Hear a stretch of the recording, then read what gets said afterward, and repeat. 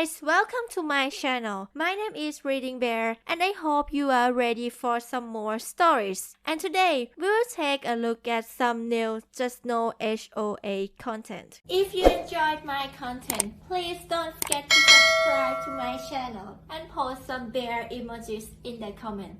And now, let's dive right into the stories. First one is titled, His Mom Took These Fools to School. I grew up in a military family, so we moved around every 4 years and lived primarily on base housing until we relocated from Georgia to Michigan, where we moved into a nice subdivision. The subdivision had a lake with some of the houses backing up to it. The homeowners association for the subdivision had a clear agenda of creating a park-like atmosphere around the lake and had recently begun implementing decisions based on aesthetics and some new bylaws they'd enacted. The problem was, the bylaws affected my parents' plan to put in a fence and pool in their backyard. The bigger problem was, the HOA enacted the bylaws incorrectly and never recorded them. Little did they know that, after finishing the military, my mom had gone on to become a teacher and then later got her law degree. When they posted a cease and desist notice for our backyard renovations, my mom called bullcrap. When they declared they would tear down our fence, my dad's response was, "I'd like to see them freaking try." The HOA was simply being implacable. In Michigan, you have to have a fence if you want a pool. It's a safety/liability thing. However, the people with lake houses didn't want fences and thought they were offensive to see and against their park aesthetic. Even after my parents offered to put a really nice fence up, not some lame chain link thing, they still said no. Other people had similar issues with the HOA, offering many solutions only to be denied. It was clear the power-tripping group just didn't want fences and thought they had the power to decide. It got so bad that another homeowner lost a sale of their house because a new buyer with small children couldn't get approval for any kind of fence in their wooded lot. After hearing others' horror stories and seeing the pushback from the HOA, my parents decided on the nuclear approach and implemented it. Construction on an expensive white vinyl fence finished, and the pool equipment was on the way when we received the stop order notice. Then I got to witness something that still brings a tear to my eye. See, these turds had been puffing themselves up for months over the fence, and they even went and hired an attorney to put a stop to it. This attorney invited everyone to a sit-down meeting. This meeting wasn't just in someone's living room, no, they rented out an entire boardroom at a local eatery. My dad said he didn't want anything to do with it, knowing his temper problem and 12 gauge, which he casually referred to as his southern hospitality, would not be welcome, and asked that I go with mom to provide backup. Not realizing what I was about to witness, I blithely agreed and showed up in my polo and cargo pants while everyone else was in suits and ties. This board of old ticked-off dudes was sitting there waiting for us when we arrived. We sat down and they started talking about costs and how they had to hire a lawyer that we'd have to pay for since we created the problem.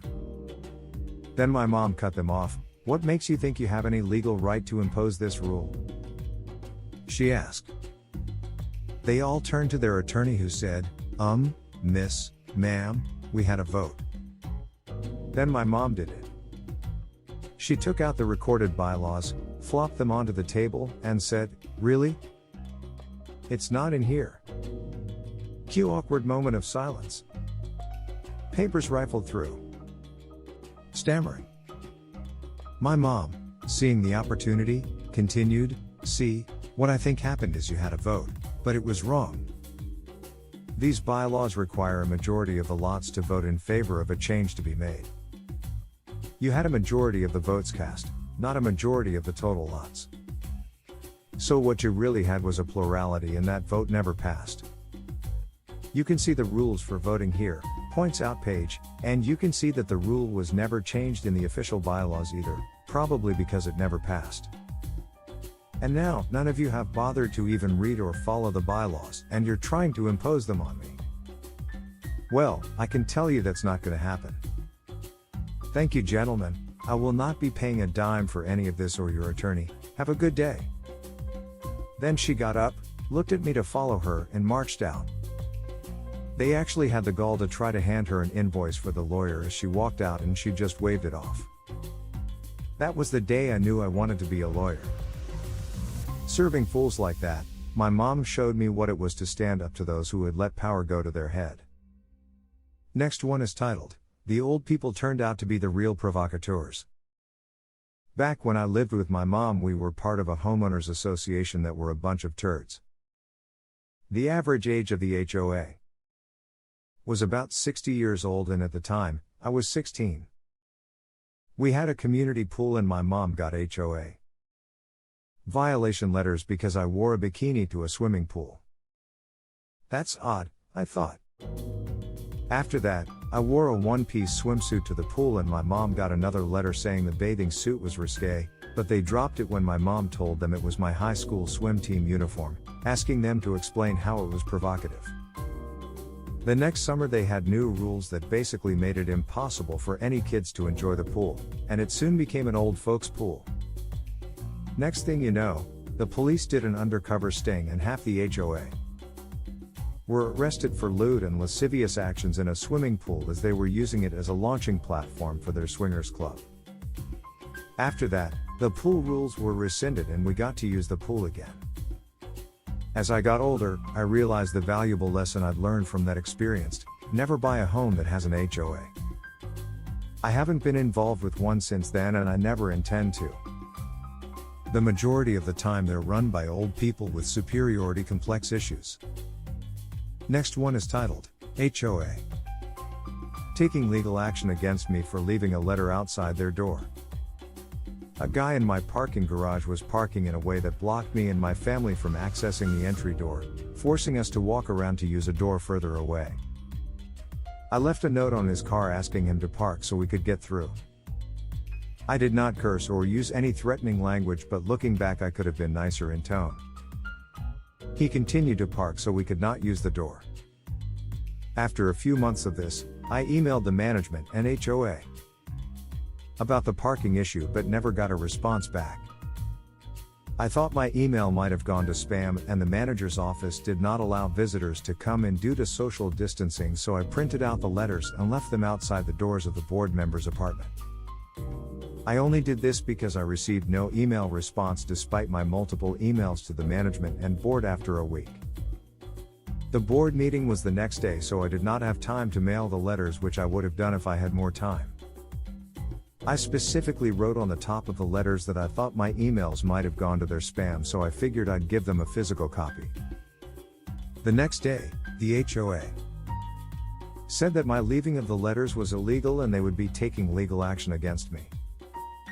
The content of my letter was not threatening in any way whatsoever, it was just to explain the parking issue I had been having. I know the delivery of the letters was not the best, but I in no way thought that it was harassment or intimidating, especially since the content was literally about the parking issue. The HOA got the HOA lawyer to say he was going to file an injunction against me. I decided I should have a lawyer talk to the HOA lawyer. The HOA lawyer said he was going to send me a cease and desist letter instead, but my lawyer and him eventually smoothed things over and the HOA lawyer dropped it. The HOA just escalates issues and makes things worse instead of actually trying to solve problems. They're currently in a legal issue with a small business owner on our street and have also taken legal action against other residents. Too bad so much of the residents' money is being spent on legal fees instead of actually making our community a better place to live. Edit, they said it was illegal because the letter was harassment. I never would have thought leave a non-threatening letter one time would ever be considered illegal or even harassment by any reasonable person. But I guess reasonable people aren't usually the type to be on the board. Next one is titled, Fence Issues. While retrieving my mail shortly after moving into my new home, there was a flyer attached to the mailbox post. I read the flyer with interest, finding that it was from the neighbor who purchased the model home at the entrance of our subdivision. The flyer was addressed to all members of the Homeowners Association and essentially informed us that the HOA was using our HOA dues to sue him for not removing a fence from his front yard. The builder erected the chestnut rail fence around the front yard of the model home when it was built, and the purchaser never thought anything about it. A contingent of HOA officers notified him that he had 24 hours to remove the fence or face a lawsuit. Having already faced the wrath of the HOA myself, I stopped at his home to talk with him. After ascertaining the preceding information, I informed him that anything existing on the closing date of the real estate transfer was grandfathered in, and therefore, the fence was legal. I then proceeded to show this to him in the covenants. At the time, I was an editor with a local newspaper and asked if he minded me writing an article about this incident in the newspaper. He readily agreed, and I went off to discuss it with the managing editor. Between us, we decided to run a series of articles about HOAs and the little Hitlers who run them, highlighting this incident. The series ran 7 weeks on the editorial page, during which time, the court case was held and the homeowner won with the HOA having to pay his legal expenses.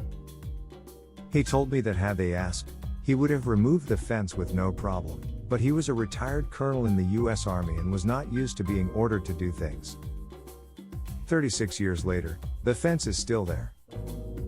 Next one is titled, "They Were Just Trying to Keep Their Son Safe." My parents live in a neighborhood with several of the local physicians. One of them has like 6 kids, and the youngest has severe autism and is nonverbal. He's about 5 or 6 years old, and he loves riding his little tricycle in their driveway, which is pretty large, and would do it for hours. His mom stayed home with him for the most part, and she and her husband became concerned that he'd drive into the road in a moment if they happened to look away. To deal with that potential issue, they got some orange construction netting that they'd just put across the end of the driveway while he was out there, and then take it down when they went back inside. I always thought that net was a good idea to keep him safe. However, several of the families in the neighborhood were not pleased with the net and said it was an eyesore, so a homeowners association meeting was called. The meeting quickly turned into attacks on how the couple was taking care of their son, and how it made the neighborhood look ignorant to have the netting up.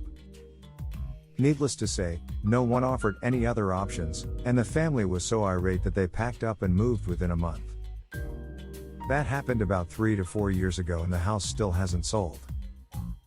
Now they live out in the country somewhere, and last time I talked to the dad, he said that the son is doing very well in their new home and still rides his bike for hours on end.